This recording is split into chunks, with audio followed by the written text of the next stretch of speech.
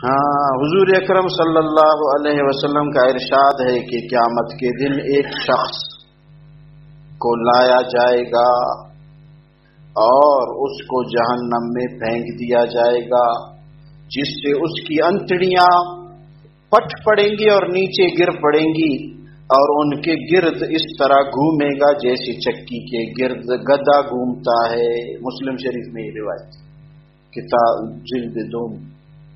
اچھا، پھینکا، پیٹ پٹ گیا، انتڑیاں باہر پڑی ہیں، انتڑیوں کے ارد گرد یہ آدمی گھوم رہا ہے۔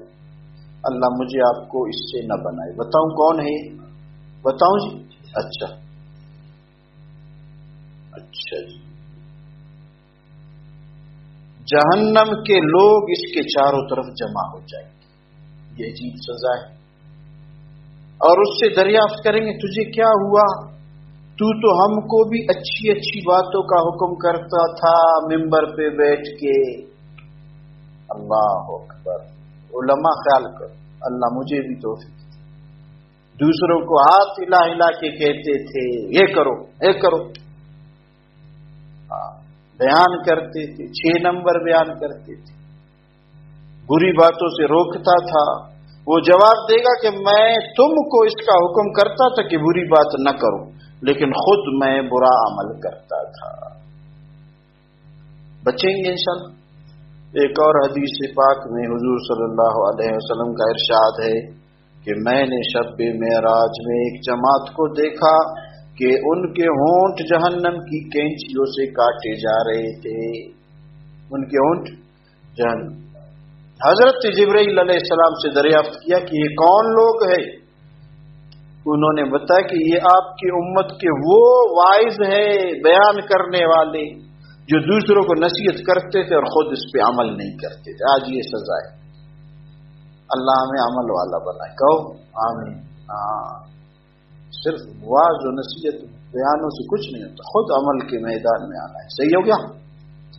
ایک اور حدیث پاک میں حضور صلی اللہ علیہ وسلم کا ارشاد ہے بعض آدمی جہنم میں ڈالے جائیں گے جن کی بدبو اور تعفن سے جہنمی لوگ بھی پریشان ہو جائیں گے۔ وہ لوگ ان سے کہیں گے تمہارا کیا عمل ایسا تھا جس کی نوست ہے کہ آج بدبو کی وجہ سے ہم پریشان ہیں۔ ایک روایت میں نے پہلے سنائی، وہ جو صحابہ کو گالی دیتے تھے، یاد ہے؟ اب اس کو دیکھو یہ کون ہے؟ تمہاری کیا نوست ہے کہ بدبو ہے؟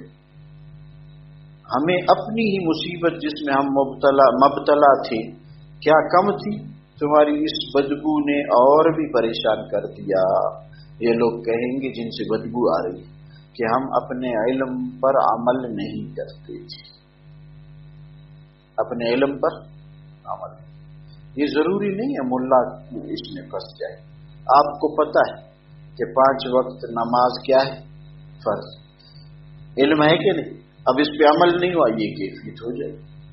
آپ کو پتہ ہے کسی اور عورت کو بدنگاہی سے نہ دیکھو، آپ نے دیکھا، علم پہ عمل نہیں۔